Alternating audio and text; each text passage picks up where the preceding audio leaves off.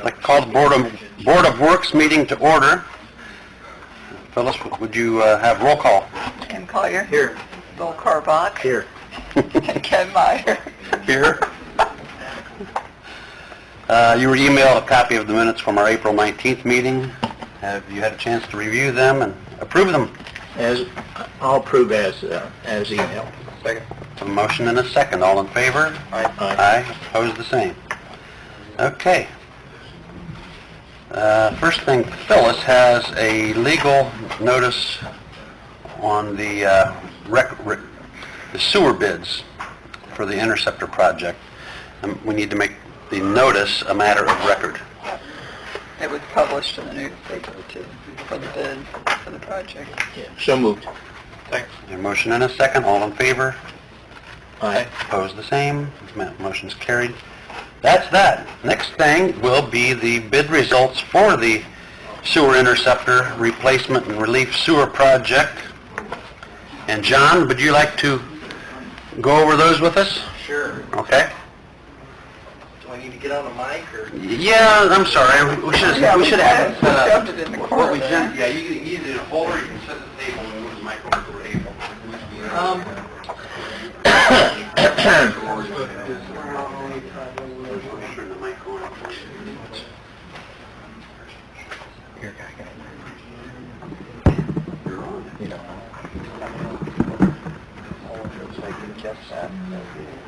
So the votes are tallied, you don't know for sure.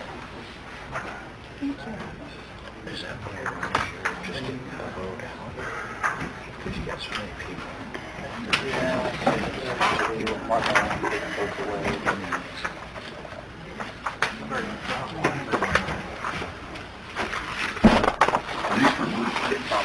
This is for the First Street Sewer Project, yes. There were two companies that bid on it. Fleming Excavating and Geiger Excavating. Thank you. And I'm just going to let John... we opened the bids and took them under advisement for Clark Dietz to review. And All right, John yeah, will go over this. We reviewed the bids and everything seems to be in order. I gave you a letter of recommendation that lists the engineer's estimate and the two bids received. And we do recommend award of the project to Fleming Excavating. Their bid was $2,716,459.90. We didn't see anything that we take issue with in their bid or their documents. So I have the other piece of paper there, it's multiple pages, is actually the detailed bid breakdown. Shows our estimate, their bid, and Geiger Excavating's bid for every item. And then at the end we certify the bid. So Fleming came in very aggressive. I was Yes. real happy with that. He wanted the job. I mean, he's local. He can keep his people local and whatever, and that's good. But yeah, he came in well under the engineer's estimate. He was $600,000 less than what Geiger was. yeah, and we didn't see anything that stood out to us as a red flag. A lot of the lump sum items are difficult for us to estimate, especially when it comes to like mobilization and demo, construction engineering, those kind of things. It's a little harder for us to estimate those because they're kind of unique to the job. And they were just lower in general in the lump sums, and then kind of the same percent lower in all the unit price items as well. So, but it was pretty well balanced. Okay. So the next step is to, if you're so inclined, to do a notice of award and also to sign an agreement, or not sign an agreement, but approve the agreement. And we will take the notice of award along with several copies of the agreement and send it to the contractor. They're then responsible to send back the executed agreement along with the bonds for the project and some other items that are in there. And they have 15 days to do that once the notice of award is delivered. Brackets come in at 10,000. Can we do that notice of award tonight, Tim? Yes. Yeah, okay. If the board is inclined. Just 73. And then this one is for the benefit of the public, the engineer's estimate was over $3,660,000. Fleming's bid came in $2,716,000. And it was, so it's well below the engineer's estimate, and it was significantly below the other bid received, so certainly it's the lowest responsive and responsible bid in that sense, so. And I did speak with Fleming to make sure they were still comfortable with their bid, and they're very comfortable with it, and don't have any issues with doing the work for it, for that amount, so. This notice of award, fairly standard. We only need one of these signed. So, Mr. Mayor, if you want to sign that, if everyone's in agreement. It basically lists the contractor, the name of the project, the amount of the project. There's 2 lines that aren't filled out. It's how many unexecuted counterparts we'll send. We'll send three copies of the agreement to them. So that Should I fill that in? 3? if you'd like to, yeah. There's 2 places where it needs to be filled in. It lists what they need to send back within 15 days, which is the executed agreement, the bonds, and insurance. I don't think there were any other conditions listed in the bid, item 3 there. Okay. And the agreement,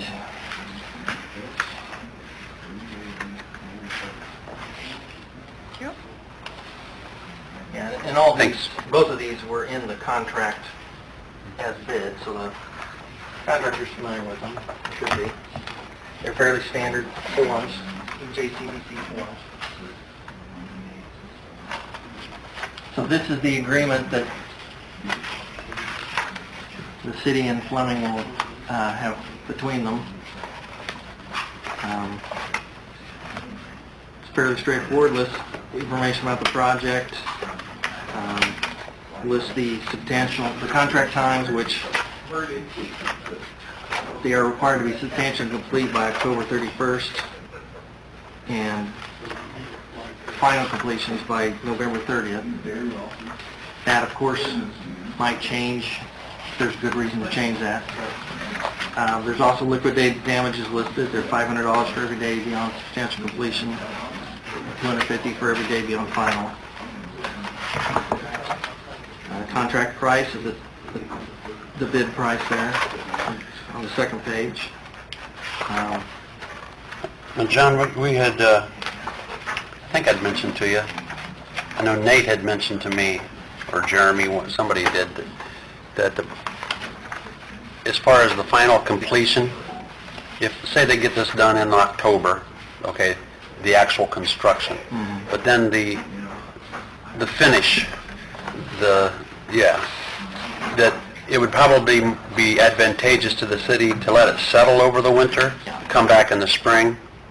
Yeah. Now, even though we're not going to penalize them for, I mean, if that's the best Right. situation for us, then we would just go ahead and do that. And if you want to, amend this at some point during construction to increase that time or to take away the damages, that's definitely within your power to do, so. Right. Shouldn't be an issue. Yeah. Maybe they'll get done even earlier. But no, it does make sense possibly to extend that contract time for the final. So For settling and whatever of the land and then final finish.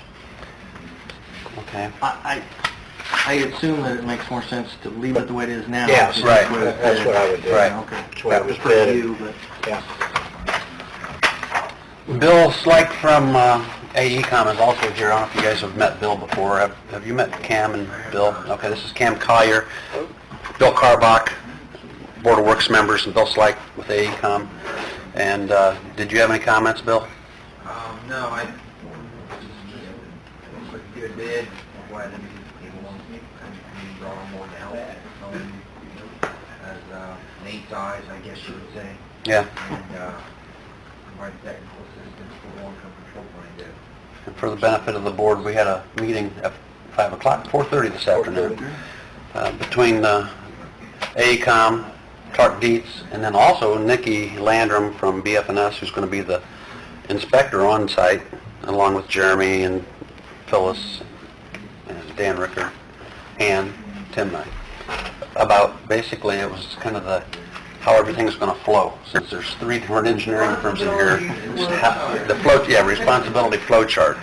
Everything from day-to-day operation to any kind of request for changes and anything that Nikki sees, how she's to report it. And so I thought it was a well-deserved meeting, and I thought everyone seemed to be on the same page, so I was happy with it. I thought Bill did a nice job of trying to anticipate a lot of things, and there were some minor tweaks to it as we discussed it, which I think was expected, but it was very helpful. And the idea was that you don't want overlapping responsibilities where we're paying more than one person to do the same thing, and by the same token, you don't want gaps where something falls through the cracks because nobody's responsible for it. So this was a way to make sure that everybody was coordinated and everybody was going to work together as a team and be on the same page. Mhm.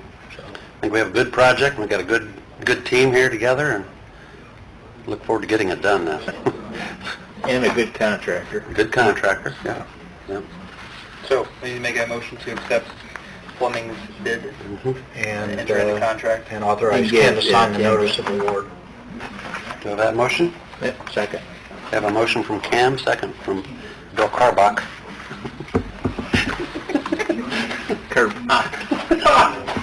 I like that. All in favor? Aye. Opposed, the same?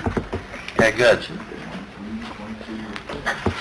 John, if you want to come up and I can sign these in. Nothing has to be done with the agreement at this point. Right. Okay, Just the notice of award.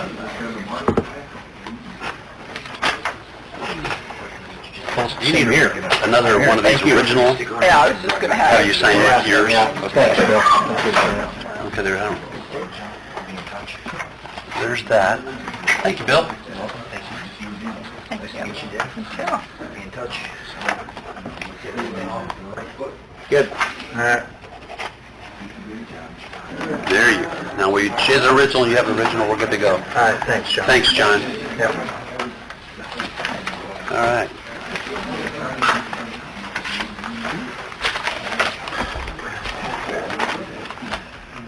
Okay, the next, I think, Phyllis, was it you that has the community fiber optic services permit? I think last meeting, Jeremy talked about they're running the fiber optic cable along Johnson Junction. Junction out there, yeah. Yeah. So him and Roger signed off on this approving that area. So we just need to make it a matter of record. So moved. Motion and a second. All in favor? Aye. Opposed, the same? Okay. Next, if we could, how you guys coming back there? Okay. Jeremy's not here yet.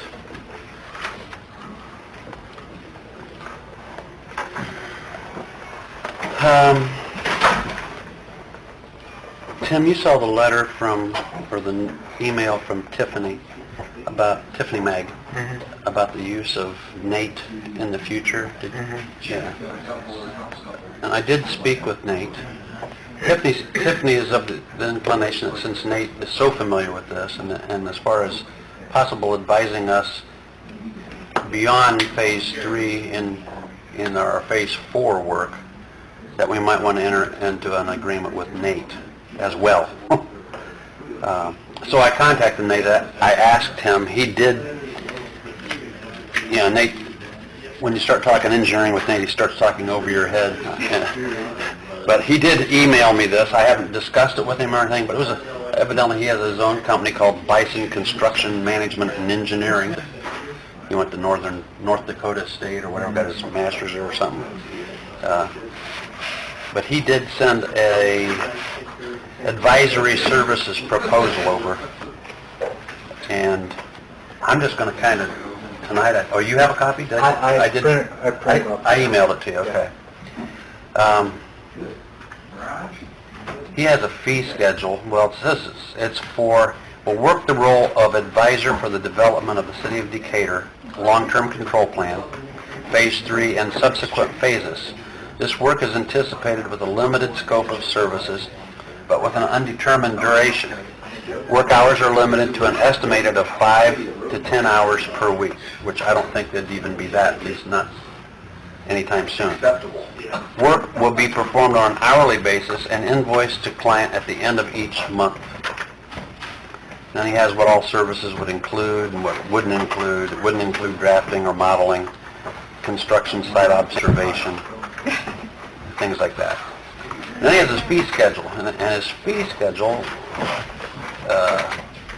a lump sum at the beginning of the contract of $1,750, and then $75 per hour for his services. Reimbursable expenses are not anticipated. The scope of work requiring sub-consultants, travel, or other reimbursables items shall be negotiated independently and mutually agreed upon. I don't know. When would this take place? This After would, the first this year. would be, this would be when we start moving into the next Which would be phase. next year. Right. I personally would like to see us look at hiring his replacement, and have him in place to start at the beginning of the year, or, you know... Sooner. Or sooner, Yep. and get them up to speed with the people that are here, because there's so much more that, I mean, this wasn't the only thing that he was doing. Did you take it from what Tiffany said, that she need his advising during part of this? Is that why she wants him, is that why she recommended this, or? I didn't understand that. I think it was more later on as we start moving into Maybe the she's anticipating that we're not post-monitoring going to have and someone the... hired by then. I don't know whether, Well, but they'd also had given their offer to, you know, help on past this phase. But okay, well, we don't need to make any decision on this tonight or anything else. It's just something that Nate went ahead and sent it to me, so. The $75 an hour consulting fee is probably reasonable, Yeah. but the upfront spend, I don't get that at I all. don't see that. Well, and I guess my other question would be, when's he going to be able to provide these hours? It's not going to be during his normal workday. Right, right. So it's going to be when everybody's not here and not working. So, I'm agreeing with Cam. I think we need to get somebody on board That's fine. and try to do it ourselves. But Okay. I guess he's here. You know, he's local. Right. And I guess if somehow we could use his services if needed at that rate. But Yeah, my guess is what it would amount to is Nate would be doing some things and then probably come to board work meetings and discuss with you or make recommendations. That's my guess of what he's talking about. You would take one and pass them down. He'd be here for, probably twice a month at board work meetings, so you're looking probably 3 hours there, and then he's got another anywhere from 2 to 7 hours behind the scenes doing whatever he's doing in order to make recommendations. I'm not saying that it makes sense, but Tiffany did raise the issue that it might be helpful because he is very familiar with the progression of where we've been, what we're doing now, and where that's going to lead us in terms of future projects. And I think she felt that there might be some benefit to having him involved. Now, I think maybe we ought to sit down with And again, if we can have someone hired Right. by year end, okay? If we can have someone hired, Right. we may have to hire Nate to help bring this guy up to speed, and then be done. Just or focus on this project and the other guy is focused on other projects. I don't know. Maybe we need to talk to Tiffany a little Yeah. bit more and see why she felt that there might be a justification to do this, It may have been if we weren't going to hire them. possibly. So, and then the next thing is to discuss the flood buyout purchase agreements, which I just handed out, but I didn't make enough copies for Tim and I to have one. So, Sure. I don't know if you printed yours off. I can share with Phyllis over here On the, the flood buyouts that Rod Rinkenberger sent us. No, sorry, pass it on. yeah, I've got that. You have that? I have that. Okay. I have mine, but it's in my truck. Rod sent that Yeah. because I need I that. can make another copy for myself. I don't need one. But you had on there that we could discuss this tonight. I believe in that two you wrote up there. What's this? Here? Oh, yeah, he emailed back, I'm sorry. Rod emailed back and said normally he and Roger set up the meetings with the property owners. So he provided this, I'm in the process of putting together the offers to purchase, I'll send those up to Rod. And I think what he suggested is that you, myself, Roger, Phyllis, be present as far as the city officials, and then Rod, and then they would set up specific meetings. Usually, he said they take about 45 minutes per property owner. I had a question about earnest money. He said, because it's a federal funded project, a lot of times they don't have earnest money, but he said he would defer to me, and I said, well, I'm fine with just not requiring earnest money, that be paid in full at closing. But he did say that typically you give the property owners a few days to consider it. Make up their mind. He says oftentimes they're willing to sign right then and there, but you don't want to force them to make that decision on the spot. So, one question, do you want to give them a week to consider the offer once we've sat down and reviewed it with them? 14 days, what you're feeling is an adequate period of time? Well, each of the 5 homeowners, they've been... They know, right. They don't know know the what average their of the appraisal value is. I think the left-hand column says, what's the left-hand column price? It's estimated. Then you have the Estimated. appraisal, the average appraisal. They may know the estimated, and they may be expecting, closer to the estimated values. Maybe give them 7, maybe just give them the 7 to 14 days. Just give them that time frame. Well, I think we need a specific, Oh, do we need 7 a or date? 14. Oh, I see. I think 7 days is long enough. They've had some time already, and for the most part, the first one is well below the estimated. The second one's well above the estimated. And a little below, well below, and right on. So it's kind of weird. It is? It's weird. What those estimates are. So, I can see how a couple of them might say, what do you mean? Roger, how does that work? Are the property owners made aware of an estimated value? The estimated value actually come off of the tax records, it's where they pulled that from, Okay. right off the, But that's not an estimate that the city provided the owner saying this is what you can expect. no, that's right off of their Okay. property tax records. And I think that when these people, when the settlement is made, That's more of their assessed value, or whatever it was on their property card. And they consider that true tax value. Right.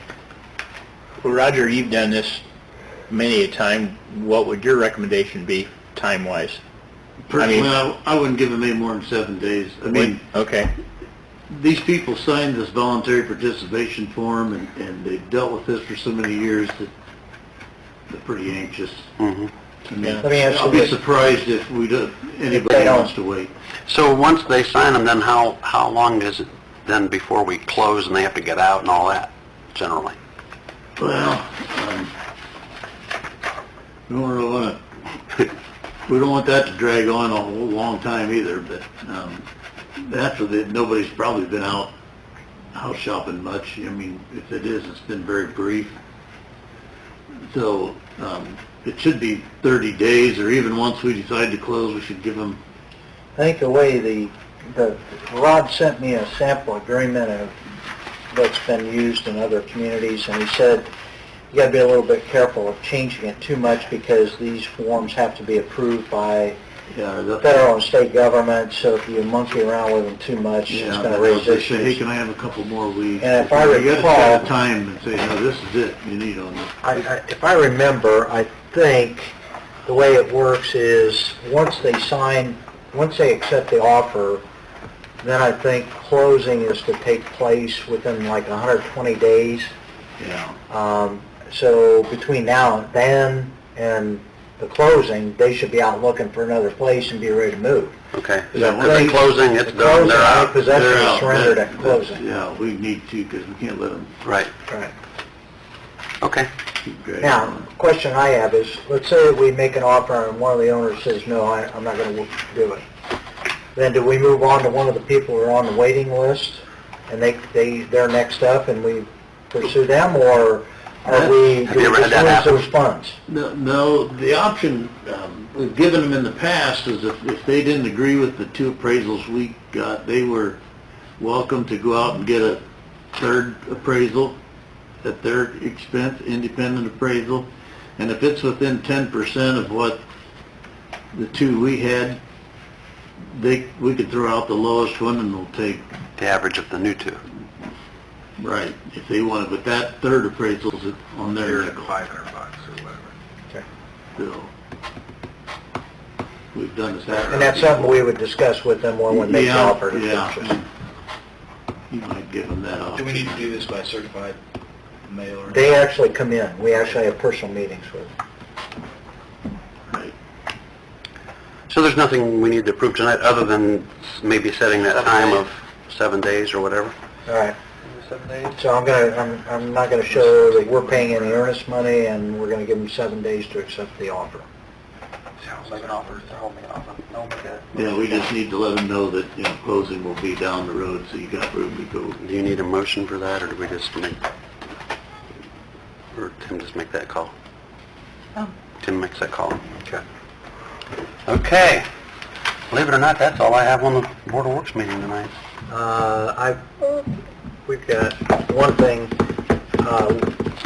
we need to make a matter of record, the filing of this petition to vacate a 21.8-foot alley filed by Pizza Hut, and that is something that needs to be advertised for a public hearing, and Phyllis is going to go ahead and has already, I think, submitted the notice.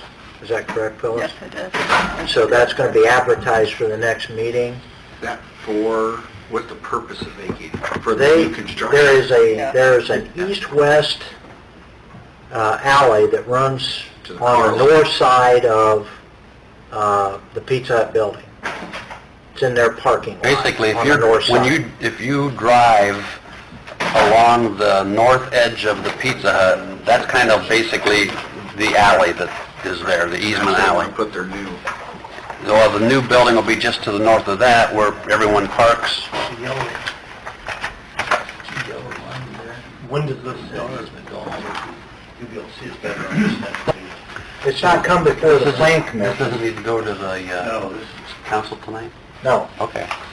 I had one for a council item. no. This Yeah, is- I thought the council had to make it a matter of record. because Oh, wait, people whoa, act whoa, on whoa, it. whoa, I'm sorry, you're right, because this has to be done by an ordinance if the alley's vacated, I'm sorry, yeah. Yeah, this will be brought up at council, and that's where the notice gets a made a little matter of one shows you record. the easement a little bit better for the alley. You gotta keep our eye on Baker over here. That's getting old. brand new one. Yeah. But looks like the... I do have one other thing on there, now that Jeremy's here. But it's what we were concerned about, had Berlin and them go out and looked at that. And it used to show a storm drain coming from here on back and tying into this one going north and south. But Berlin said when the highway was done, they changed that, and they put a new one all the way in down to 224 and then headed west. They sold into the He said, I don't go back there anymore. They were gonna do the And they same deal, pulled the tear it down and build it. catch basins and check, there's nothing There's that nothing goes there. back. our I talked to that Andy Kravchuk, that representative at Pizza Hut today, and and what they want to suggested do, to how him you're that gonna we build would it, still they like would to like to have that maintain a utility easement abandoned. through there. I said, no, you can, and this little one really shows it. And actually, a parking lot right yeah, Mhm. actually, there's It's the first row of parking. Gonna do a big remodel. now. It is. yeah. There's a catch basin, And right this there, a one, structure out by the road, back to and then there's a little one, another apartment in the parking lot right there. I told him if we could move that easement to the south building. or They'll that catch that. and still stay, Then the other stay away from the front of their building. Behind, I wanna go to all these, For they future, have the meat. if ever needed to get back to that other easement, and he seemed receptive to that. I said, but we'd still vacate that alley right away. All we would want would be a small custom car easement through there. So, actually, yeah. yeah, I don't see that. I was unaware that thing was even there in that alley right On, No, this is all farmland. it was building plans? And they, No, they it's put not. this in the book because This of is all I've got. AEP. Okay. Is he aware that they're gonna need to do that? Coming through there. 'Cause aren't they I'm sure. building out? Oh, I'm sure. Yeah, I yeah. think the AEP's on through this. And I don't even know if he Put it in a It looks like part of it. He less, might just have been if you take away With the the, vacation of the alley. Right. the garden room area, I thought take that they away, were it talking looks about- about the same width, but it's deeper. See how it goes deeper? They don't have the listing of what the square footage of the right one was. Is that what that I is? like to have this property. that? Is that a drive-through? I bet that's what that is. I think that's going to the alley. Oh, cool. It appears Looks to like be. it. Yeah. Yeah. Yeah, I Drive-through wouldn't- pickup. I wouldn't really, we're not using it No. because it don't help with this. Okay, so we mentioned this at council for their, okay. I'm sorry, I Ordered online. See? Yeah. Very good. It would help them. Thank you, Roger. And all that. Hey, Jeremy. Because they could get some minor Okay. You know, forward-thinking Jeremy is always thinking ahead of how we can save money, And and the traffic light. we got this hot box for asphalt. And now Jeremy has been out looking and stumbled across something that can help us with the putting down of that asphalt. What we've struggled with over the years, and Craig can even contest to this from back in his Lyco and Meshburger days, is what our utility patches. You, having the contractor do all the little utility patches, it's not real profitable for the contractor, nor is it real feasible for the city getting to that point where it's getting very expensive for the city to pay. One thing that we really come into trouble with is we patch about twice a year. We'll patch in the spring and the fall. You have to get enough patches lined up to make it worthwhile for a contractor to come in for a couple days. What that equates to is anywhere from 25 to 30 patches at a time on a bad year. So multiply that by 2, take away, add 2, depending on what's going on. And the contractor receives a premium because they are patches. So you're averaging anywhere from $40 to $45 a ton, all the way up to $65 a ton, plus a $40 premium per ton on top of that. So depending on what you're doing, you add all those up, you're looking an average $100 to $107 per ton to patch. We deal with patches that are full of stone for long periods of time, makes the street a mess, we have complaints. The alternative is to cold mix them, good cold mix anymore, delivered to us, and then we put it down, is running 120 to 125 per ton, which is primarily just a temporary fix. So with buying the hot box that we bought for more permanent pothole patching and stuff, I looked at talking with Brooks and talking with Wayne Asphalt and talking with a couple other rental companies about renting a smaller patch roller for the little 3 foot, 5 foot wide, 7, 8 foot long, just the real little the little things. They are available. You know, if you can rent one, if one's available, it's about $46.50 per hour, $46.50 per hour. Brooks at the same time says, hey, you know, if you can wait till the first part of May, we're replacing all our small patch rollers. So light bulb comes on. I said, what are you doing with your old ones? And it's like, well, I don't know. Would you be interested in one? I said, well, possibly. So talking with them back and forth a little bit, they are replacing 7 patch rollers. And This is Brooks? yes, they are asking $6,500 for a patch roller that they're still using every day. It's up in Angola now, and the guy's still using it. That's not an everyday, every person price. You know, we've helped them out quite a bit over the last couple of years with some things that they had going on down here. So they're very willing to help us. So by doing this, pricing back and forth between Brooks and Wayne and keep in mind on the smaller patches, you're averaging $35 a ton for binder to about $45. Surface is running about 55 to about 63 per ton. If we pick it up and we do some of the smaller patches on our own. So you're saving better than half the money. And we're also able to fix these as they come up instead of waiting till you get a whole bunch of them. And then you're... One or a couple. Yeah, you could do 1, 2, 3, 4 at a time, you know, however. We're also looking, you know, we have a lot of water lines we need to put in, water mains we need to put in. Patching and water mains, when you put those two together, is very expensive. You know, because you're paying a contractor. You know, we have damage in yards different times that, you know, we could potentially fix some of those and fix some other things. So in short, what Dan and I and Ken discussed is Dan and I would like to split this roller between the 3 utility departments and the street department. So you're looking, utility would pay, you know, I think he's got it figured out. Wastewater would pay $1,000, stormwater would pay $1,000, street would pay $2, and water would probably pay $2. And then whatever the difference, you know, we'd have to make up the $500 between the 4 of us. But I think it's very beneficial. I really think it's what we should look at.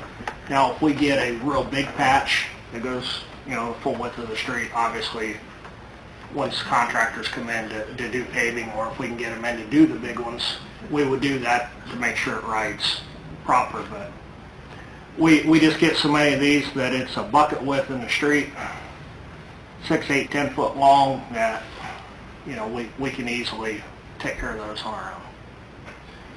If we were to buy a new machine, buy a new roller, what's a new roller? I don't know. $20,000? More. Probably, yeah, Do you a little remember? bit more. Probably 30. Just guessing. What brand was it? Bowmag. It's a 6, I think it's a 6 ton. And it's a diesel, Yes. Cummins. and it's got the vibratory. Correct. Wow. I'm just Sounds thinking, like a no-brainer. well, me personally, if we're going to do good for our customers, meaning the public of the city of Decatur, we're going to kick out more stone if we patch with stone, that we're just going to continue to do that. And you're thinking it wouldn't be that tough of a deal for your guys to be trained to do? No. I think it's a pretty good idea, especially with the sewer project and covering all these things up. Number 2 be Well, liability. every time you have a water main break, and let's face it, we have a lot of them, we have digs.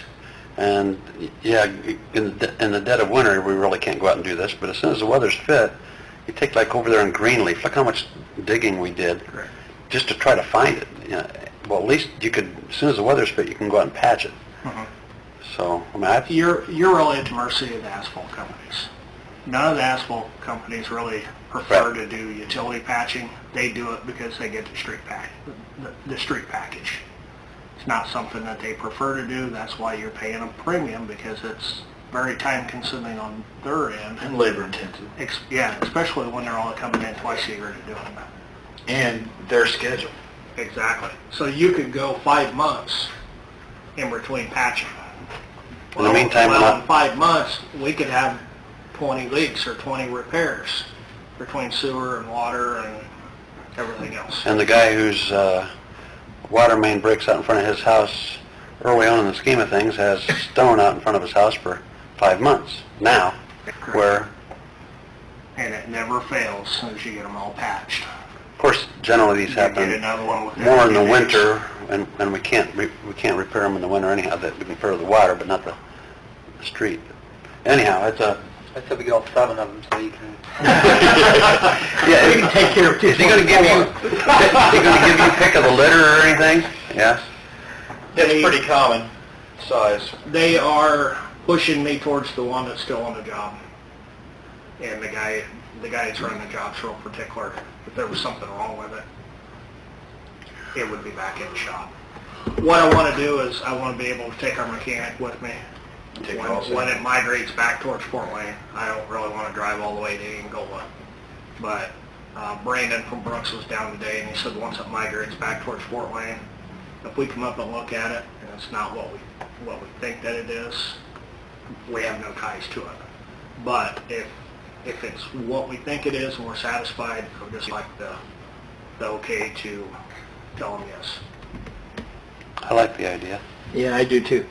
But Jeremy, is there somebody that will repair it in case something happens, like Tubby couldn't do it? Yes. I mean, It's do pretty you common. have somebody that actually, or some company that actually will step in and repair? Yes. Repair it also? Yeah, where are they getting them from? You know? He didn't say where they were buying their new ones from.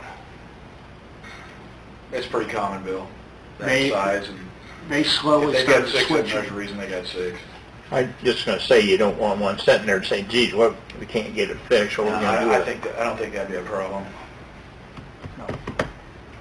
So I think it's the direction we need to go, because... So what you would we're like doing is a more. motion for us to proceed if you deem that it's worthy, and give you the authorization to go ahead and make the deal if you so desire. Correct. So moved. Second. I have a motion and a second. All in favor? Aye. Opposed, the same? Thanks, Jeremy. Thank you very much. Melissa? You want to talk about the recycling papers that you laid up here to everyone?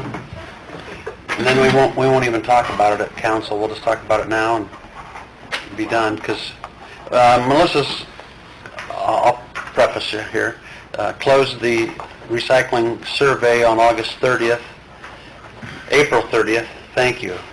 Gee. And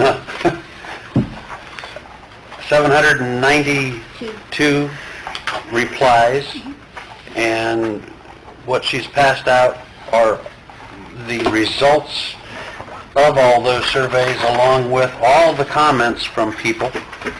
And take it away. Like the mayor mentioned, those are the final results. I would say that overwhelmingly the respondents were in favor of a recycling program, as well as if there was a recycling program in place, they would be willing to pay extra for it. There are about 250 written in comments that are printed off for you there. Most of them are favorable. The ones that aren't favorable, they've been constructive. They're not, for the most part, everything is worded very reasonably. There's nothing too nasty. There are some comments that people made that don't relate to recycling, relate to some other city issue that they have. So I invite you to read those. There are some very nice comments, so I think those are important to read. But Melissa, on the one question where do you live, if it says outside, or Adams County, outside Decatur, are we able to pull those out or not? We're not, are we? we're not. Yeah. The neat thing about the program that collected all this data, I have it all in a PDF. I have it all in an Excel spreadsheet. It also has filled in its own PowerPoint presentation. So whenever council, or if you would ever like to make this public, the bulk of the work for presenting it, whether here at council or to a club meeting or an organization, all that work's already done. Cool. It can be personalized with minimal work. What I thought we would do is she could pass this out for all of us. We can review it. We'll come back 2 weeks from tonight, discuss it, and hopefully maybe make a decision. So we have 2 weeks to form your own opinions. Looks like 89.95% said they would participate It's pretty high. of those that took the survey. Of the people who responded. I try to make sure to clarify when I talk about it, it's of people who responded. But the people are doing it right now. Do it. I mean, Yep, the people So- who are recycling Yeah, so- almost everything. exactly. So what is our advantage as a city to offer something that they're already doing? Just a question. Well, yeah, for those who responded. Yeah. That would work in that way too. If we want to enhance the quality of place of Decatur, Indiana, this is a service that the city, I think, should have. How many total did you say? 792. And over 90% were done online. There were about 100 done on paper. We delivered some on paper out to the senior citizens meeting that they meet every Tuesday of the month, the first Tuesday of the month at Riverside Center. We got almost all of those, about 100 back, were from those folks. So that demographic is represented, I would say, pretty well. Some of their comments were, we try to recycle now, we do what we can, but it would be easier if this came to my curb. I see. Basically, 90% said they would But like to have it. Would we offer the citizens an opportunity not to do it if you did it? Just Possibly. curious. Because I know you have a lot of service organizations that, schools and... Sure, that take papers. And yeah. that would really, I know Zion does, and A lot of the paper gators are at the schools. Right. I've talked to a lot of people who take their cans to the county home, yeah. take their newspapers to churches, and so... I guess that's what I'm trying to say, because a lot of, what happens to these, I will still take my paper to the paper gator because I don't have to sort it. Right. People will still be able to choose Okay. what they would like to do with their recyclables. And if we're charging the tote, if you don't want to participate, then you wouldn't buy a tote. gotcha. Yeah. If we were going to charge a fee, Dan, we'd talked a little bit about that. If we want the recycling to be a voluntary service, we could do that. It's a little more cumbersome for the utility department to set that up in a computer that way, but it could be. Our software could do it. It's just the controlling when the next person moves in and they don't want to do it, the person before did. It would be, our software's capable of it. And also, those picking up, they have to really track where they're at. And if someone in time got a tote and put it out there, but they didn't report, then that would also be cumbersome. Constantly over. What do the community section do? How does they do them? We're a unique situation because of the transfer station, in all honesty. I haven't done any of that homework, and I don't know that anyone else has either. I think the first step was to get what the public wanted, and then I think after all of you digest this, then it's time to talk about how and... I did What other calculate people do based and- on, I think you said we have about 3,000 households. that pick- 3,400 roughly, isn't it? 3,400. That we pick up trash at, Jeremy? Well, then my percentage is going to be a little lower. 3,419. I was just going with the percentage that responded versus those that actually get picked up. It would be around 25% of that group. And this isn't anything scientific because, you know, you could have replied, and on a different computer, your wife could have replied, so there could have been 2 replies from one house, conceivably, Well, but you know. I think individually, But- that's still fine. We Right. vote individually, Right. so I don't know. But but it doesn't balance out with the... Doesn't necessarily equate to amount of- households. Yeah, households. No, No. true. Um, But even at that, my point, 25% is a pretty good number when you're just doing a survey. It wasn't true scientific, but yet, mhm. that's a fair number of people responding.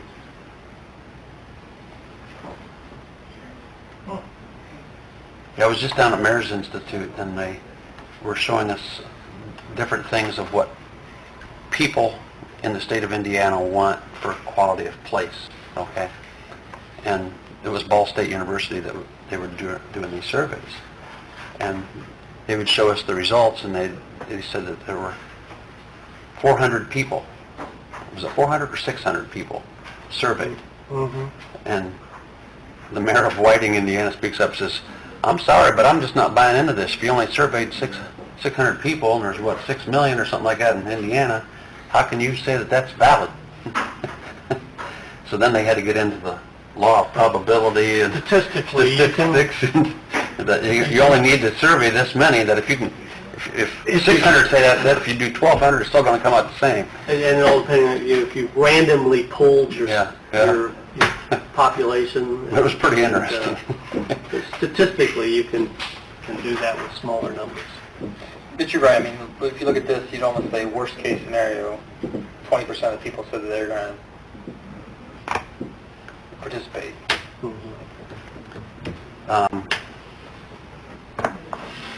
But I don't know, Say you've done your research, you know what the survey says, I guess the next is what it's going to cost the city, or if you're going to charge a fee, is really what the discussion probably needs to be. Well, Hey, you could get into dollars because of Hank and Jeremy can give you the We're just going to have to money make a figures best there. guess estimate, do it for a year, and then readjust it I mean, Jeremy, as need be. We don't know until we do it. our next meeting is the 17th, and the next Adams County Solid Waste meeting is the 17th that morning.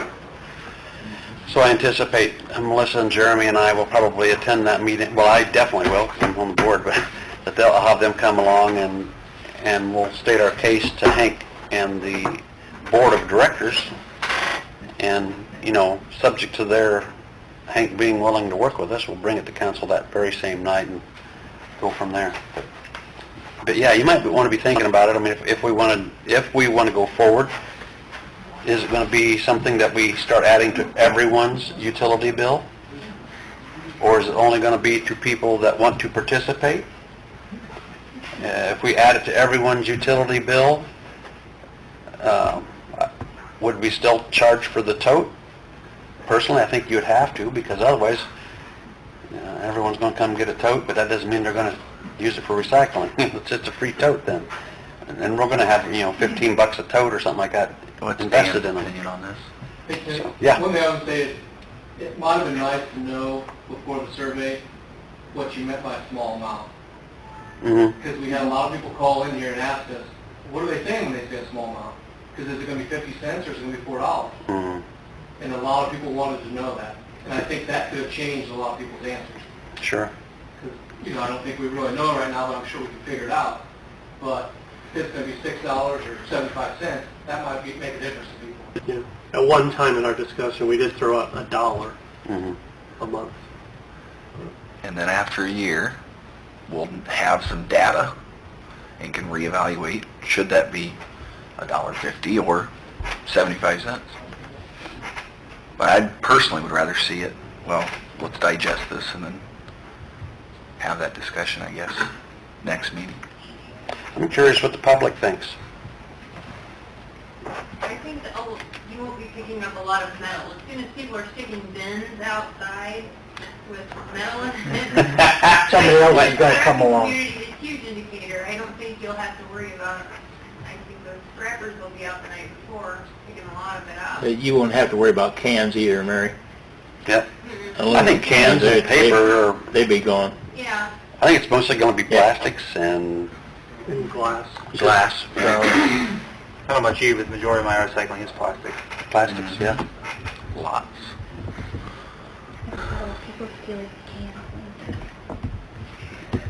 Well, everything's going to be in one bin though also. That means people would have to stop, sort through your bin to pick out the things that... They'll do it. They'll do it.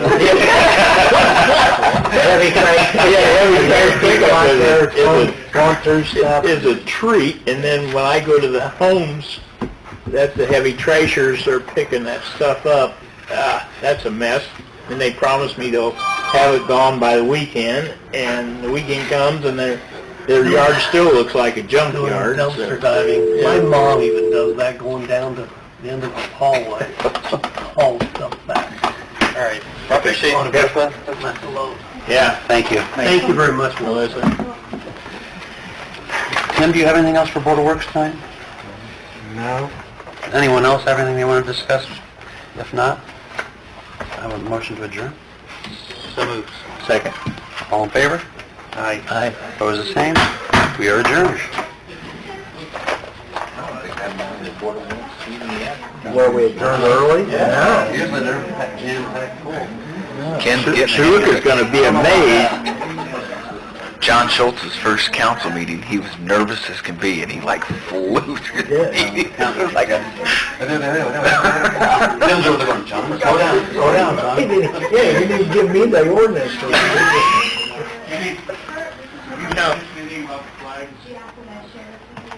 No, but we can still discuss that. That's not a big issue. I mean, we're adjourned, but, Jim, everyone, if we could.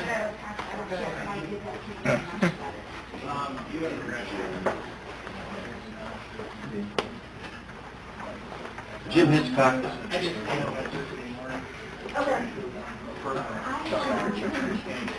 I guess. Hey guys, Jim Hitchcock called me the other day, he said, when it comes to putting the flags up downtown here, instead of just putting an American flag in every holder, just a thought he had, and I thought it was kind of a nice idea, is to, in the downtown area, every other pole, instead of having American flag, American flag, American flag, maybe the American flag, and the next one have Army flag. American flag, and the next one have Navy. American flag, next one have Marines, all the way through the Coast Guard. As long as you include the Navy, I'm fine. We don't want to miss. The flags are about $20 a piece to add them. But I think we want to stay with the Coast Guard, Army, Navy, Marines. It was just meant to go every other day. But do we want to do it, if we do it, do we want to do it on one like this on 2nd Street? Do we want to do it on Monroe Street? I replace those every so often. Yeah. They get old, so we replace them every so often. We need to buy more flags now. Well, we got all new flags for this year coming. Okay. Is this like permanently, I mean, when as long as the American flag's up, this is up as well, or is it just Memorial Day? Or? Right down the line, right on 2nd Street, if that's where you would do it. Generally, flags go up one and come down one. They're going to be up on May 21st, and they're going to come down in November. I was telling Melissa, I like the concept that Fort Wayne has came up with. They have names of the people that are serving our country actively now on different posts. You know, recognizing the people that are actually active. I mean, I kind of like that. That's me, but It's just a thought, I just heard Vernon, exactly. But they, Vernon Geneva's doing that, and they said it really looks sharp, and I haven't seen it. I don't think they have theirs up yet either. I know you're talking, oh, I do think that looks sharp, but there's our banners. Well, yeah. opposed to hanging a flag. Yeah. Post sticking out or something. Yeah, it's not a flag, yeah, it's a banner. There's a stretch on Jefferson, west of Fort Wayne that has those. So, I mean, do we know cost on these, or? They're about $20 a piece, roughly, the flag. $20 over and above the price of what the American flag would have been, No, or? roughly about $18, $19 per flag. I just round up to $20 per flag. So if we just do it just through downtown, we're just talking one of each. Yeah, we'd be talking $100 for one section or $200 for two sections. Two areas of town, rather. How far do the flags go on Monroe from the? They start at the bridge, they go to 3rd Street, and we start at 5 Point, and we go to Jackson Street. And then with the... Are there enough places are there 10 spots on Monroe Street? I'm pretty sure there is. So we would have enough space to put... jump across, we could too. I'd have to count them. But see, you got 2 flags on each post. Mhm. And we've also discussed, are we going to put flags on 7th Street this year? That we discussed, but I don't remember if we were. Can you get Thing on the poles, Do it on the new poles. You get police and fire flags? You get police and fire flags? We could do that. Does everyone think? I really like the idea, and I wouldn't be opposed to just, as a veteran, buying a flag myself.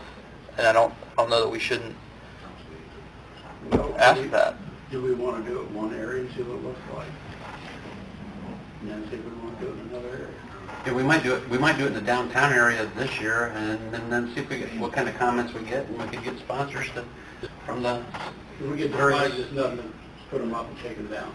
I bet if you went and you did one section, and then you approached the Legion and said, if you like it, there's more opportunity. I thought about that too. Yeah. After I started, I'm sure that we want to do it. they'd step up. When they had the Cherry Master. What do you think? Oh, the Cherry Master. Oh.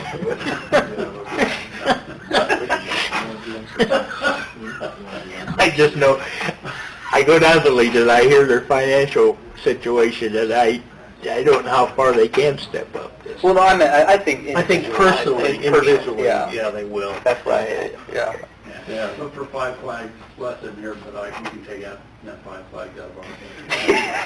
Well, we'll do that. He's not here. Oh, yeah, he just snuck in. We can do that, you know. What do you want to do? Yeah, actually- For now, or do you want to? Actually, I would be with Cam, donate some money for that. We can alternate on Monroe if there's like 6 that way. Let's just do the whole... 4 that way, so I mean, if we alternated them from side to side, we could get them in between second and third. So we want to order 2 sets of each? I mean, is that what you're saying? So that we can do it We would have enough room to put them on Monroe and then a set on... or we could, or if you want to do 2 sets, I'd say just do one Monroe. Yeah, I'd say let's start there. We'll just do on Monroe Street, and then... So how many flags do you need total? 2 sets. For 2 sides.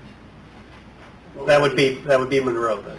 That would take care of Monroe. Okay. One set. Or, One set would do Monroe, we alternated with American. or do we want to do Second Street?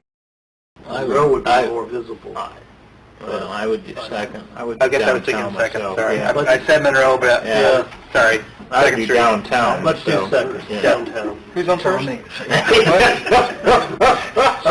third. So when you say a set, how many flags are in a set? Well, set was the 5. Five. One of each. One of each. There are 5 arms. Right. I understand that. I didn't know whether you were talking about line on both sides of the street, and that's what you were saying, 2 sets? I'd like to just line one side to see what it looks like. Okay. If you want to do it later. Yeah, okay. And it'd be on Second Street.